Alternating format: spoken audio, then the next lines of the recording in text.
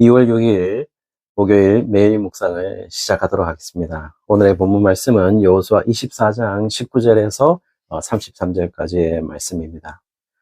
오늘이 여호수아를 마지막으로 마무리하는 구절입니다. 24장을 여호수아서를 마무리하면서 여호수아는 아주 강력하고 사실 구약 성경에서 가장 충격적인 진술이라고 할 수 있는 부분들이 담겨져 있는 요즘 말로 돌직구 같은 이야기들을 던지고 있는 이야기로 그 말로 시작을 합니다. 그것은 19절에 보시면은 너희가 여호와를 능히 섬기지 못할 것이다 이렇게 얘기를 하고 있어요. 좀 당황스러운 이야기죠. 너희가 여호와를 능히 섬기지 못할 것이다 이렇게 단언을 하고 있습니다. 그러면 여호수아는 왜 이 진술을 지금 정착해서 새롭게 살아가야 될 그 이스라엘 백성들에게 이런 돌직구를 날리고 있는 것일까요? 대부분의 해석서에서는 이스라엘 백성들이 능히 하나님을 섬기지 못할 것이라는 것을 이야기하는 것이 아니고 조금 단호한 결단, 단호한 결심을 요구하는 장면이다. 이렇게 설명을 하고 있어요. 그리고 여호와를 섬긴다는 것이 진지하고 무겁게 받아들여야 된다. 라는 사실을 인식시키기 위해서 지금 여호수아가 너희가 여호와를 능히 섬기지 못할 것이다 라는 아주 충격적인 진술을 하고 있다 이렇게 해석을 했습니다. 그러면 그럴까요? 지금 정착하고 있는 이스라엘 백성들에게 과연 여호수아는 그런 심정으로 얘기를 하고 있었을까요? 저는 그렇게 보이지는 않습니다. 왜냐하면 지금까지 23장과 24장 이제 여호수아서를 마무리하면서 여호수아는 지금 계속해서 진술하고 있는 잠정적인 주제가 있습니다. 큰 주제죠. 그 큰 주제가 뭐냐면 지금 정착하고 있는 너희들은 누구이냐 하는 정체성을 계속해서 질문을 던지고 있다는 겁니다. 그래서 계속해서 너희들의 정체성을 자극시키고 있다는 것이죠. 그리고 좀 더 자세하게 설명하면 너희가 하나님의 백성이라는 사실들을 인식시키고 있다는 것입니다. 하나님의 백성이라는 사실들, 그 정체성의 확립의 가장 기초가 되는 것은 무엇일까요? 하나님의 백성이라는 정체성 말이죠.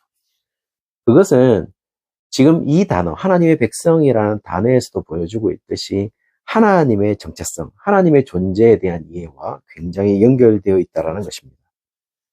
19절에 보시면은 그래서 너희가 여호와를 섬기지 못할 것이다 라고 이야기를 하면서 갑자기 하나님의 존재에 대한 이야기를 시작을 합니다. 하나님은 어떤 분이시냐 라는 이야기를 시작하죠. 19절에 보시면 하나님은 거룩하시고 질투하시는 하나님이고 백성들의 죄를 사지 않는 분이시다 라고 하면서 하나님 자신에 대한 이야기를 하게 됩니다. 하나님의 존재에 대한 이야기를 하게 된다는 것이죠. 그럼 하나하나 살펴보면 이런 거죠. 하나님이 거룩하시다는 말은 무엇이죠? 카도시라는 말입니다. 이 카도시라는 말은 구별되어 있다는 겁니다. 거룩한 것과 거룩하지 않은 것에서 거룩함으로 구별되어 있다는 것이죠. 질투하신다는 말은 뭘까요? 질투는 어떤 것을 기본으로 질투를 하죠? 사실은 사랑하지 않는 질투하실 일이 없죠. 특별히 백성을 사하지 않는다는 부분에서는 조금 우리가 생각해야 할 부분들이 생기는데요. 만약 여기에서 너희들의 잘못과 죄들을 사하지 않는다고 한다면은 지금 쭉 레위기에서부터 모세 오경에서 특별히 우리 율법을 주실 때에 하나님이 제사를 주셨지 않습니까? 거기에 또 보면은 왜 속건제와 속죄제는 특별히 죄에 대한 문제를 해결하는 것을 주셨을까요?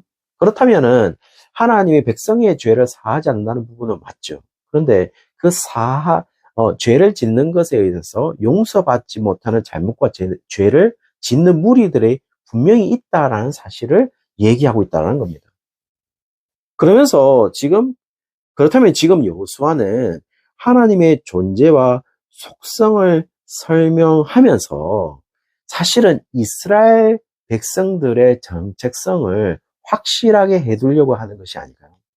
그들의 정체성이 무엇인지를 알려주려고 했던 것이 아닐까요? 왜냐하면 그들은 하나님의 백성이니까 하나님의 존재에 대한 문제를 먼저 알아야 되겠죠. 그래서 하나님은 분명히 구별되어 있습니다. 그리고 인간의 죄와 잘못을 그대로 두시는 분도 분명히 아니십니다. 그렇게 볼 때 이스라엘 백성들은 어떻죠?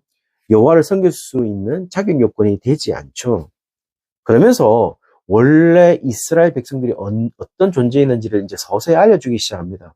사실 가만히 생각해 보십시오. 그들은 어떤 존재였나요? 이스라엘 백성들은 어떤 존재였나요? 애굽에 있을 때, 그들의 애국과 관계되어 있었을 때 그들의 존재는 무엇인가요? 노예였습니다. 노예의 신분이었어요.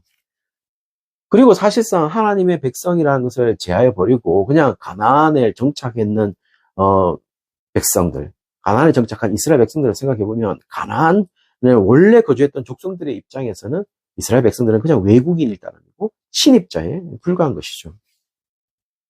그러나 지금 그들이 애굽이라는 노예 신분에서 탈출할 수 있었던 것은 무엇이죠? 그리고 가나안 땅이라는 약속의 땅에 들어갈 수 있었던 것은 무엇 때문이죠? 오로지 하나님의 약속 때문이었습니다. 자, 그렇다면 그들은 노예 신분이 아닙니다. 이제는 저희들은 침입자도 아니고 그들은 외국인도 아니에요. 왜냐하면 하나님의 관계 속에서 지금 이스라엘 백성들의 정체성이 확정되기 때문이죠. 다시 말씀드리면 이스라엘 백성들의 정체성은 하나님과의 관계에서 설정되는 것이지 다른 어떤 것에서 설정되는 것이 아니라는 것입니다. 결국 하나님은 어떤 분이십니까? 애굽에서 구원해 주신 분이시죠. 약속한 땅으로 인도하신 분이십니다. 이런 하나님과의 관계 설정이 아니라면 이제는 그들은 원래는 노예였고 그들은 침입자에 불과하고 그들은 외국인에 불과한 것이죠. 그들의 정체성을 찾을 수 없다라는 겁니다. 이제 그들의 정체성을 찾을 수 있는 유일한 길은 뭐죠? 그건 결국 여호와를 섬기는 것이죠. 그의 말씀을 순종하는 것으로 자신의 정체성에 맞는 삶을 살아낼 수 있을 때 우리의 정체성을 발견할 수 있는 것이죠. 사랑하는 성도님들, 사실 십계명을 보시면 십계명을 십계명이 어떻게 우리에게 다가오나요? 십계명은 마치 너무나도 힘들게 지켜야 되는 율법주의적인 어떤 행위적인 문제로 다가오고 있나요? 그런데요, 그렇게 생각하지 말아 주시죠. 십계명을 시작할 때 출애굽기 20장에서도 보시면은 처음부터 1계명이 나오고 있는 것이 아니라 처음에는 여호와에 관한 설명이 나옵니다. 여호와가 어떻게 하셨냐? 여호와는 어떻게 하셨죠? 너희를 애굽 땅에서 이끌어내신 여호와다 이렇게 말하고 있어요. 다시 말씀드리면은 십계명이라고 하는 것은 십계명을 주어진 사람들이 누구이냐고 얘기했을 때 그것은 하나님과의 관계성 있는 사람들만 주어진 겁니다. 더 쉽게 설명하면은 십계명을 지킬 수 있는 사람들이 누구죠? 그거는 십계명을 지킬 수 있는 것은 여호와와 관계된 여호와의 백성만, 하나님의 백성만 십계명을 지킬 수 있다라는 것입니다. 만약 하나님의 백성의 정체성을 가지지 않는 사람이라면 아무리 살인하지 않았다 하더라도 과연 십계명을 지킨 것일까요? 십계명을 지켰다 말할 수 없겠죠. 왜냐하면 그는 하나님과의 관계가 없는 사람이기 때문이죠. 그러면 십계명은 과연 율법으로 우리의 행위를 옥죄는 그런 것으로 십계명이 다가와야 될까요? 그렇지 않고 십계명은 결국 십계명을 받은 자가 누구냐, 십계명을 지킬 수 있는 자가 누구냐 하는 것을 설정하는 기능을 하는 것이 바로 십계명인 것입니다. 그러므로 지금 여호와를 우리의 정체성을 그들의 정체성을 발견할 수 있는 것, 우리 하나님의 백성이라는 것을 정체성을 발견할 수 있는 것은 여호와를 섬기고 그의 말씀을 순종하는 것으로 우리의 정체성에 맞는 삶을 살아갈 수 있다라고 얘기하고 있다는 겁니다. 그러면서 정체성에 맞는 삶을 살아난 대표적인 인물들 오늘 본문에서 언급합니다. 그것을 언급하며 마무리하는데요. 갑자기 언급합니다. 여호수아, 요셉, 엘르아살을 언급합니다. 엘르아살의 경우는 어떻습니까? 아론의 셋째 아들이죠. 아론의 셋째 아들인데 하나님의 뜻에 그릇 행한 형들 있잖아요. 나답과 아비우와 달리 레위 지파의 지도자가 되어서 아론의 계승자가 되었죠. 그래서 모세에 이어서 여호수아에게 안수하여 모세의 후계자로 삼은 인물도 누굽니까? 엘르아살입니다. 그래서 여호수아와 함께 이 기업을 나눈 일도 엘르아살이 했고 이스라엘을 지도한 사람도 바로 엘르아살입니다. 그렇다면은 엘르아살은 자신의 정체성에 맞게 살아간 사람이죠. 자신의 정체성을 어떻게 발견했나요? 하나님과의 관계 속에서. 요셉도 보십시오. 자신의 정체성이 어떻나요? 자신의 정체성은 애굽의 2인자였죠. 총리였습니다. 그렇게 여겼던 사람입니다. 그런 하나님의 백성들로 인식하고 있었기 때문에 자신의 뼈를 세계묘로 이르러 장사되었음을 이야기하는 부분입니다. 어떻게 보면 애굽에서 장사 지내면 훨씬 더 낫죠. 자신이 2인자로 기억되기 쉬울 것 같아요. 근데 거기서 자기네 정체성을 발견한 것이 아니라 지금 어디서 발견하고 있죠? 자신의 뼈를 세계에 이르러 장사되는 걸 보면 하나님의 백성으로 자신의 정체성을 담고자 했다라는 겁니다.